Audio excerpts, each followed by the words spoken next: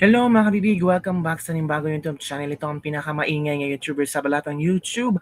Ako si Kabibig, maglabag-labag na tayo with evidence na pasok sa top 10 si Jam Magno na kakasungan ng CICC.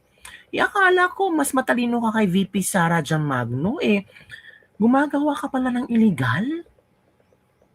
Yan ba ang matalino? Yan ba ang tapang at tapangan pero gumagawa ng illegal? Pasok sa top 10, pasok sa kulungan. Si Jam Magno, kabibig, paano yan?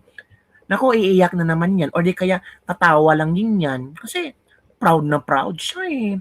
Comment section. Ang link nasa comment section, palaging ganyan. Akala natin galit sa China. Yung comment section link pala niya, China man-made. Nako po, Jam Magno. Sabi ng ilang netizen, merese. Ang bilis ng karma. Kakasungan ng CICC. So, sino ngayon ang matalino?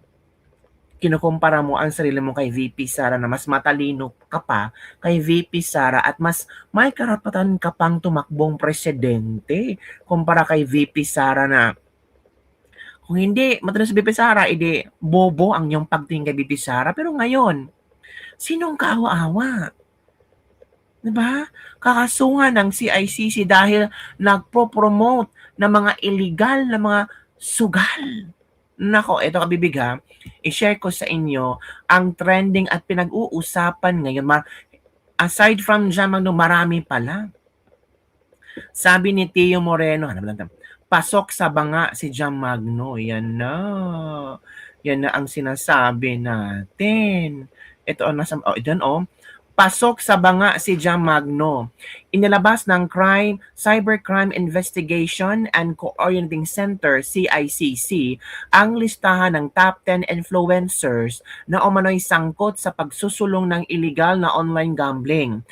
Sa isinasagawang joint press conference kasama ang PNP Anti-Cybercrime Group, Philippine Amusement and Gaming Corporation or PABCOR, at Digital Pinoy's ngayong araw, ayon sa mga otoridad, nakatakdang kasuhan ang mga nakalistang personalidad kung saan nakipag-ugnayan na rin sila sa Meta upang agarang ma-take down ang pages ng mga illegal online content. Nako. Patuloy naman ang operasyon ng PNP laban sa mga lumalabag sa batas kaugnay sa illegal online gambling. So ito kabibig ha, ito yung Normie Garcia, Cherry White. Ano si Cherry White? Girl Tapang Vlogs. Naku, kakasuhan sila dahil sa supporting illegal online casino sites. Al Moralde, BMax TV Fam. Naku, BMax. Perks Gaming, Jessica Magno or Jam Magno. Pasok sa banga si Jam Magno. Vic Disukatan, 150, Princess Solomon. Naku, paano yan mga kabibig? Paano kaya ito malulusutan ni Jam Magno? Nakakasuha sila ng CICC. Nako, sila pala yung sikat na mga influencers na nag-support ng mga illegal online casino sites. Yan na ang sinasabi natin. Ang gaba, dili jud magsaba. Merese. Tapos Chinese platform pa, 'di ba? Galit sa China pero Chinese platform pa ang ginawang illegal. Pasok sa top 10 si Dagul. Congrats, Jam. More entries, more chances of winning. Congratulations, my idol, Jessica Magno. Top 10 is in. Ala. Fourth placer si Al Moralda. Kabibig, Ito, imagine, 183k followers ka lang tapos anti-China ka, pero you are promoting Play Geely, a Chinese platform, diba? You are consistent of being inconsistent. Link sa comment section. Ayan na.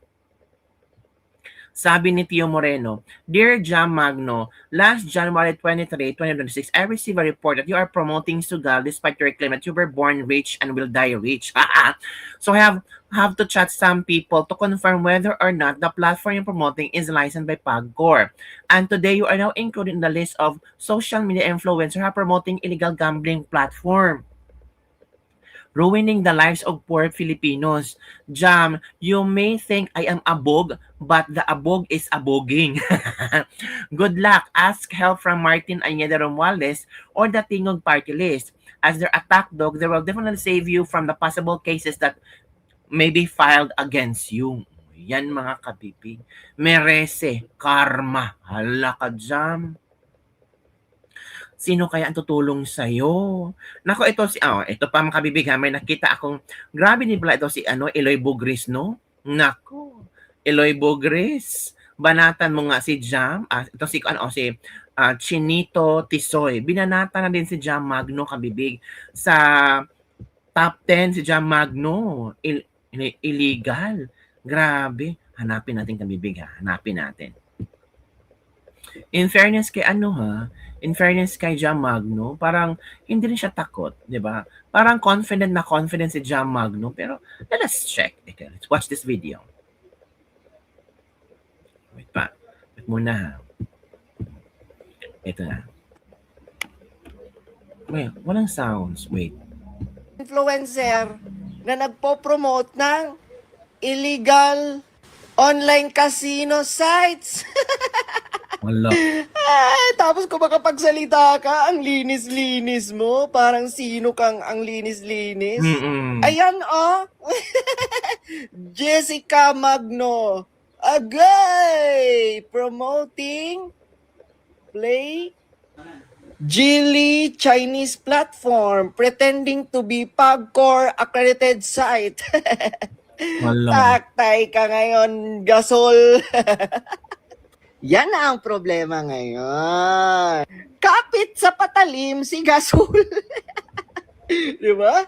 Tapos kung makapagsalita kay BP Inday, kung I was wondering, bakit kapit patalim siya? Mayaman naman siya sinasabi niya, di ba? Di ba tayo, abog lang tayo sa kanya, pero bakit kapit patalim siya? Akala na maraming tao, mayaman siya. Nabuhay siyang mayaman, mamamatay siyang mayaman. Palaging sinasabi niya, at matalino siya. Kung matalino ka, talagang you will be endorsing an illegal gambling on site? Hindi mo ba i-research to, titingnan to kung Pagcor accredited ba to? Kung matalino ka. Kung hindi ka talaga matalino, edi tanga, 'di ba? Tapos sinabi mo, top 10. Tapos kakasuhan ka, mas lalong wala nang kukuha sa iyo. Being an influencer, you have to very careful sa pangalan mo kasi diyan ka nabubuhay. Well, Jam Magno is mayaman, 'di ba? So baka madali lang itong lusta ni Jam Magno knowing Jam Magno is related to ano ba 'yon? Tingog Party List. Pero parang mas lalong maging mabaho. Mas lalong wala nang maniwala sa Tingog Party List knowing they have John Magno in their company.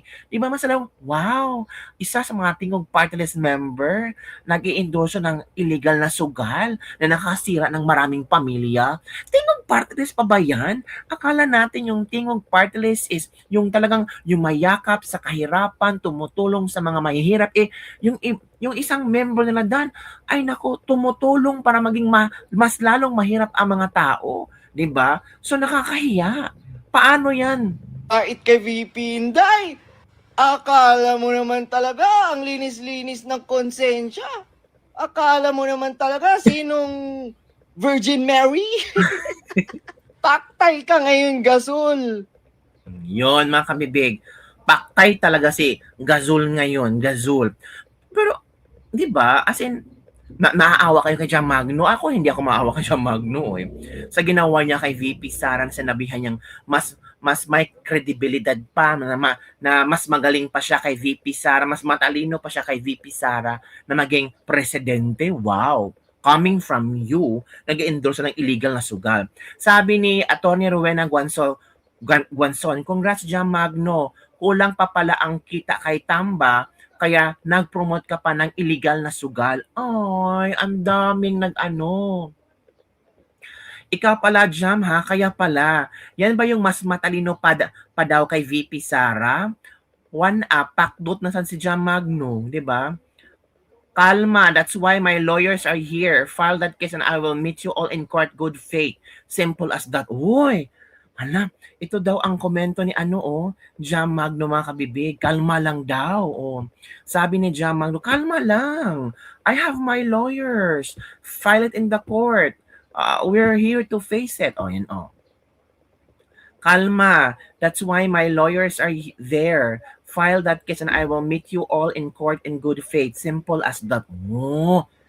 Well, karapatan naman ni Jam Magno na maghanap ng kayang lawyers at harapin niya ito sa husgado. Wala namang problema doon. Pero meron ka talagang nalabag kabibig. So paano kaya ito lulusutan ni Jam Magno? Let us see kabibig kung paano ito lulusutan ni Jam Magno. Knowing Jam Magno din, hanap niya ng paraan para lusutan. Pero naku po Jam, isa ka sa mga influencers na mas lalo mong sinisira ang buhay ng mga tao. Pobre pa nga yung mga tao, nag-endorse pa kayo ng illegal na sugal, gutom yung mga tao, mas lalong ginutom ang mga tao, tapos member ka pa ng tingong party list, di ba? Hindi maganda. Hindi talaga maganda kabibig. Eto kabibig pa si Eloy Bogris. Kapit sa patalim talaga, dagdag pang botox. Akala ko ba against sa China?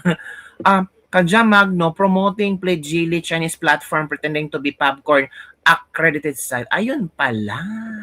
Baka paldo-paldo ang ibinigay, 'di ba? Yung iba sabi kasi 1 million ibibigay para mag-promote lang, may 500,000, 700,000. Grabe naman, laki no. Tapos malaki nga pero madami kang pamilyang sinisira. 'Di ba? Mga kabibig, nakaya sana mga konsensya no na mag-promote ng mga ganito. Tapos sila paldo-paldo pero yung mga nagsugal nasira yung buhay nila. Marami nga nasisira ng buhay ngayon. Eto si Bugris mga kabibig. Nako. Ito kabibig, makinig tayo kay Bugris ha. Grabe itong si Bugris kay Jam Magno. As in, talagang yurakan talaga. Ito kabibig, makinig tayo. Baho tinggil nga tuloon. Urgent hiring must be willing to start tomorrow in Mandawi. Yadipota, grabe. Female, 30 years old and above. Tony's Angel, Tita Cherry's reliever. 2 to 3 weeks a month ang straight duty. All around for Tony only. Kay di man ko paatiman. Monday to Friday, 5 a.m. Baw, grabe, alas 5 pa lang. Anong nga klase nga trabawana? Ini sa gold mining. Mumatabat, makapaway o walay trabahoon kay naa sa school si Tony. Tonya, matog kasabay, matog si Tony, kay di sad ko ganahan magbilar ka. Wow. 300, dipota. 300 ang training rate nimo and then 400 a day once ikaw na lang isa tapos. Wala, 300 pesos yung sahod ng isang trainee ha, na tagabantay. May trainee talaga ha, na tagabantay. 300 pesos per day. Tapos 5 a.m. ka, gigising ka na. Wala, grabe naman yung 300 pesos.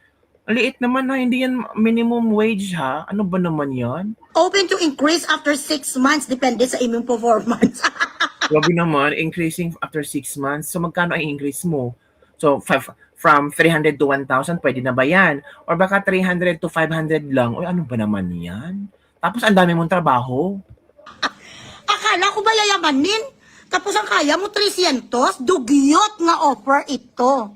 Kung sino man sa inyo ang nagaplano dahil sa kahirapan, tiisin nyo na lang ang gutom. Tiisin nyo na lang ang gutom, sabi ni Bugris. Lating Iloy sa minimum wage, ang mga 300 na gaga nga maligno, ginabigay mo lang ng limos dyan sa mga gilid. Totoo po kabibig. Yung 300 pesos, kung meron ka talagang maraming pera, ibibigay mo lang yan ng limos sa mga tao. Yung parang, grabe. Ng mga bulag, pipi at bingi, hindi ito sa pinapasahod sa tao nga gatrabaho sa 12 hours.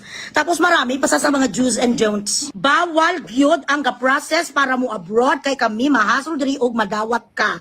Sabi ni Madam Small Lodi. Small Lodi. Makadiban ang yun puta, yun yung feeling nga si Small Lodi. Hoy, ang mga ganitong arte nga nagabigay sa mga bawal, si Small Lodi lang niya may karapatan. Bawal ang naay partner nga labad kay mahasol mig-apil bisan wala milabot sa inyong mga Pero problema. kahit sa small lodi, malaki magbigay yan sa mga katulong. Hindi yan putyo-putyo na tag 300, hindi ganon si small lodi. Alam naman natin kung gaano ka generous si Miss Small Lodi. Ito yung totoong mayaman. Pero Jam Magno, 100 pesos, mayaman pa ba yan? Emma, kay malinawon mi diri ay abaw bakit? Magkano binabayad mo per day sa kanya? 1.5? Bawal ang naay mga anak o ginikanan na bantayanan pa kay di ka makakonsentrate kay imong utok nga as inyo imbes manarbaho. Ang iyong dapat i-hire ay ghost, isang kaluluwa. Maka-cellphone ka basta walay trabahoon, mas ma-encourage ko everyday ka manawag sa inyo para di ka maguhol while naakas amua ambisyosa ang bilat sing iloy mag-hiring officer. So yun kami big, yun ang reaksyon ni Eloy Bugres. Kasi si Jam Magno nag-hire ng katulong. Well, ganun talaga. Baka ganun ang standard ni Jam Magno. Hindi din natin makokorek kasi siya yung nag-hire, hindi naman tayo. Pero grabe naman ang liit, 800 pesos, no?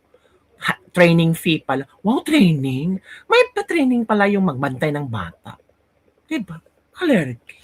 So yun lang kabibig. Top 10 si Jam Magno at kakasuhan ng CICC, mga kabibig. So maghintay tayo ng updates. Maraming mga influencers din nakasama sa listahan. Shock! Ay, pasensya na, busog pala ako. Shock ako kasi Jam Magno, well, baka ano lang ito. No ba, ano kayang gagawin ni Jam Magno? Pero sabi niya, nandiyan na mga lawyers at harapin niya kung ano mang kaso ito. Let us see. Yun lang kabibig. Don't forget to like, subscribe, and share this video. Bye everyone. See you next time. Ganun ka bright si Jam Magno. Diba? Mas bright pa siya ni VP Sara. Pero, sabi niya, pero gumagawa ng illegal. Yun ba ang totoong matalino? Kung matalino ka, pag-iisipan mo. Pero kung madiskarte ka, kahit alam mong mali, ay, there will be consequences on that. May mga karma na will bite you. Sabi ng iba, nakarama na yan ni VP Sara. Nakarama talaga yan. Na sobrang overconfident to the highest level niya. Ngayon, ay haharap siya ng matinding dagok sa kanyang buhay.